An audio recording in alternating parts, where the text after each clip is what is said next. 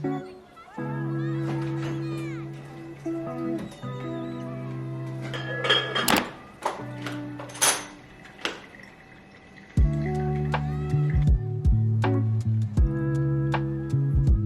I told myself I wanted to wake up at 6:30 for a week and see what happened. It then went well, so I was like, let me try another week. And now I'm in the habit of waking up at 6:30 every day, and I wanted to share my experience with you guys. Today's video is gonna be a mix of sit-down tips, advice, and also a mix of vlog. I vlogged the first few days of me waking up at 6:30 in the morning because I wanted to show you guys in real time what I was struggling with, what I was doing to try to help combat these struggles, and just how it went. Not everyone's a morning person, not everyone needs to wake up earlier. And then for some people, waking up at 6:30 is considered late. Like my boyfriend has to get up at 4:45 a.m. every day for work. Wake up time is relative, but just for me personally, I knew because I'd done it in the past that I feel the most motivated in the morning. I feel my best when I wake up earlier and go to bed earlier. I feel like when I wake up at 7 something, get out of bed at 8, start my actual work more at 9:30, 10. Like I just feel like my day flies by. I just need more time in the mornings because that's when actually I feel my most productive. So I need to make the most of that time. And so for me, I knew that I needed to get back to that point. I just didn't want to. I didn't want to put in the work. I didn't want to wake up while it was still dark outside. Good morning.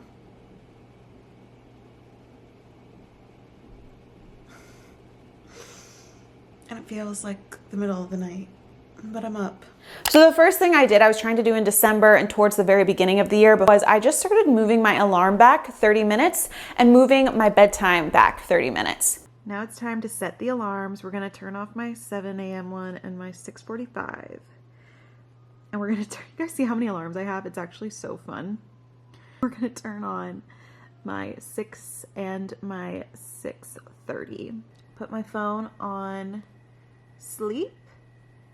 Let's read and turn off the lights. So first thing when I wake up, it's still dark outside. I immediately turn on my bedside lamp because then that gives me some light. And then I still go on my phone first thing and I spend 15, 20, some days like 30 minutes on my phone, which again, we're tackling one thing at a time. Like at least now I'm getting up at 6:30. Maybe in the future I can get up and not go on my phone for 20 minutes in the morning. But the second thing that I've been doing to keep motivation is habit tracking with a reward. I have been diligently using my habit tracker this month in my Dream Achieve workbook. I'm currently tracking 3 habits. As long as my booty is out of this bed before the clock hits 7, I get to mark that day with a little yellow colored pencil, and it feels so nice and so rewarding. And then I told myself if I kept this up for 15 days this month, so pretty much half the month, then I could get myself a little reward. You know, a Saturday spent reading. It could be ice cream from your favorite local store. It could be one of my personal favorite rewards is a new piece of jewelry. So that's actually where today's sponsor comes in. You guys have seen me work with P.D. Paula a few times. I love this Barcelona-based jewelry company. The pieces are luxurious, beautiful, with prices to match any budget, which we love. And so I particularly wanted to show you guys this letter necklace I just got and am obsessed with. It's absolutely beautiful. It's one of their best-selling pieces. They, of course, have every letter in the alphabet. I also have a discount code for you guys like normal. So you can get 15% off your order with this code. I'll put the link in the description box. I also got a few other new pieces. I got another ring. This is a ring I love and wear from them almost every day. I got the pirouette ring. It's modern, it's simple, but still is pretty unique. The band widens and thins throughout the design. And I just think it's such a fun addition to my ring stack, which I'm continuously working on. These are the spike silver earrings. I have a similar pair to these in gold and love them. And I realized that I do actually need a few silver pieces in my collection just for days when silver better matches my outfit. So I have so much gold jewelry, but I'm like, you know what? I need to start maybe adding some silver items as well. So I love these silver earrings. They're dainty. They are simple, comfortable to wear, feel light, barely feel them at all. Yeah, so cute. This is the Manila single earring. It's just one, perfect for a double piercing. This would seriously look so great on an ear stack, and it's a gold plated hoop earring with this white jewel. I love how it glistens. It hits the light beautifully. I'm obsessed. So if you're working towards a new habit and you need a little reward to get you to the end, to get you to keep working on this habit, definitely check out PD Pala and their beautiful jewelry pieces. They are a great gift for yourself, for a loved one, for Valentine's Day, Mother's Day, a friend's birthday, pieces that they will love and wear for a long time. Tip number 3, set up a night routine that you love. I know that I need to get in bed a little bit before 9 or right at 9 at the latest so that I have time to do my Duolingo, my little Spanish lesson, which takes like 15 minutes. And then I usually read for 45 minutes to an hour. Or if I can get in bed at 8:30, then I can give myself more than an hour to read. But I make sure that I have at least 45 minutes to read every night before bed. And then I try to have my lamp turned off, eye mask on, I'm asleep by 10 p.m. Then that gives me about 8.5 hours of sleep. I feel like it just should be known that if you're gonna start waking up earlier, you need to go to bed earlier, try to get the same amount of sleep or more. So do your own calculation, figure out what time you need to go to sleep, like eyes shut, you are falling asleep, and what time you need to get in bed to kind of wind down and have your night routine. Tip number 4, prep for your mornings the night before. So this was actually one of the biggest helps, was filling my coffee maker and getting my coffee maker set up the night before. Going ahead and setting up the coffee maker so that in the morning all I have to do is roll out of bed and press on. I like it super dark. Call me Lorelai Gilmore. All right, here comes the water.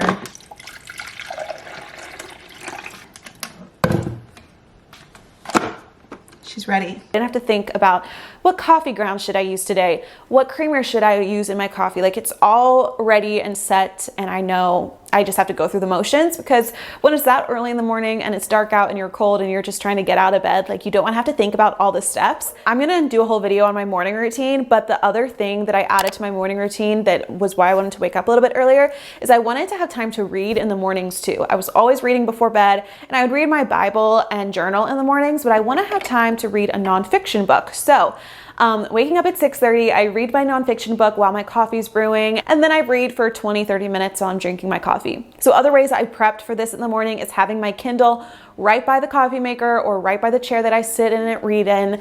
I have a blanket in that chair ready to go. I have water beside my bed because I'm always so thirsty. When I wake up in the morning, it's the first thing I do actually is drink water. So having that ready to go and just making the steps easy for me. My last tip is just to go easy on yourself. I found the first 3 days, I was feeling super tired. I was feeling like I couldn't make it past 2 p.m. I was needing a second or third coffee. I wanted to take a nap. I'm so tired. I also wanted to do a little midday check-in because a big part of, waking up early is a lot of people get tired in the middle of the day. And I'm feeling that right now. I've also had just a very big day, but I'm feeling the effects of that 6:30 wake up call right now at 3 o'clock. So I think if I can just push through this afternoon and then I can go to bed early again, I think I'll get back on track. But just wanted to do a little update since, you have to look at the whole picture. Like, you can't just see people who wake up at 4 or 5 a.m. You probably don't know that they go to bed at like 8 p.m. or you don't know how they feel midday. And so I kind of want to give you guys more of a whole picture and just update you, I guess, on my day. Coffee is brewing, but it is a very exciting day, actually. My Dream Daily intern starts today. She comes over at 10. I wanted to get up early so that I could prepare for her, but honestly, I didn't sleep super great. Again, even though I was tired, I just had so much on my mind with like this other big decision that I found it really hard to sleep. I have a feeling that I'm gonna be tired today. We're gonna start my morning how I need to start it, with some reading, journaling, and prayer, and reading my Bible, and really just praying over this decision. That's the update. That is it. Let me get some coffee. I can't believe I'm putting this on the internet. My third morning waking up. Today I actually woke up at 6:15 and I didn't hit snooze, so just kind of laid in bed for a little bit on my phone. And then yesterday I kind of felt the same like tiredness headache that I had the first day, and I was like, oh, like, I don't know if I can keep doing this. And then telling myself, like, you just got to keep doing it. Your body will get used to it. And I did go to the gym at like 5 p.m. yesterday, and it actually really helped get rid of the tiredness and the headache that I had. Not perfect, but it's not awful. Doing it with leggings, not bad. All right, I'm pleasantly surprised. It's now the evening of day 3. For the first time in the past 2 days, I do not feel tired. I don't have a headache before going to bed. I think my body is just adjusting a little bit more. Hopefully it'll still be easy to get up tomorrow. I also didn't really get as tired this afternoon either, so that's good. Just know my first 3 days, I did not feel good. I had a headache like before I went to bed each night. I just knew my body was like, what the heck? It's recalibrating, it's adjusting. But on that like 4th or 5th day, I felt so much better. I didn't have a headache before bed. I don't feel tired in the afternoons. I think my body just took a few days to adjust. So I don't know how long you'll take to adjust. Maybe you'll feel better after day 1. Maybe you'll feel better after week 3.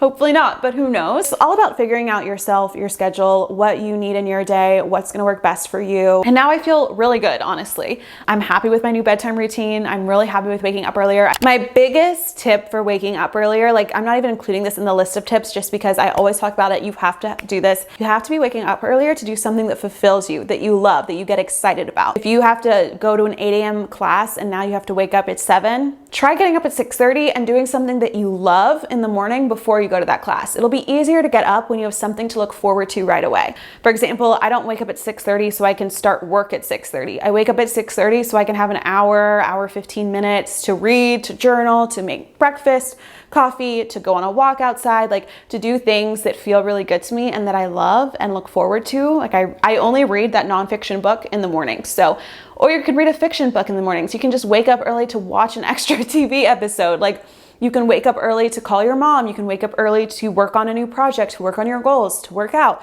Whatever's gonna excite you and motivate you, do that as soon as you wake up, and it's gonna be much easier to get out of bed. So the last little thing that I'll say is I did not do this over the weekend. So this weekend in between these past 2 weeks, I didn't set an alarm at 6:30. I woke up the first day at 7 a.m. and Sunday at 8 a.m.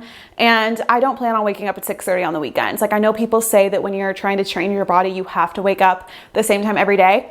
I found that after this weekend, the second week going into this waking up early, it didn't faze me. Monday was maybe, I was a little bit more tired, but by Tuesday I was kind of back on the routine, feeling good, waking up, going throughout my day, feeling fine.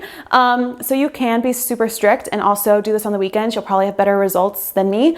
But for me, that's just not fun. Like if I want to sleep in on the weekend, I'm usually still out of bed by 9. For me, I'm not going to be waking up early then, but I don't feel like just because you sleep in on the weekends or not wake up, before 7, that it ruins your progress that you make during the week waking up early. I personally don't find that to be true, but that's my own take and what I'm doing. Okay, so I hope you guys liked hearing about my experience, how I started waking up at 6:30. I'm excited to continue this. Maybe we'll keep pushing it back. I don't think I would wake up any earlier than 6, but we'll see kind of what happens this year. If you want to see a breakdown minute by minute of my morning routine, I could totally do that too. Again, check out PD Paula. I will have their jewelry pieces and discount code linked in the description box. Thank you guys so much for watching, and I will see you in my next video.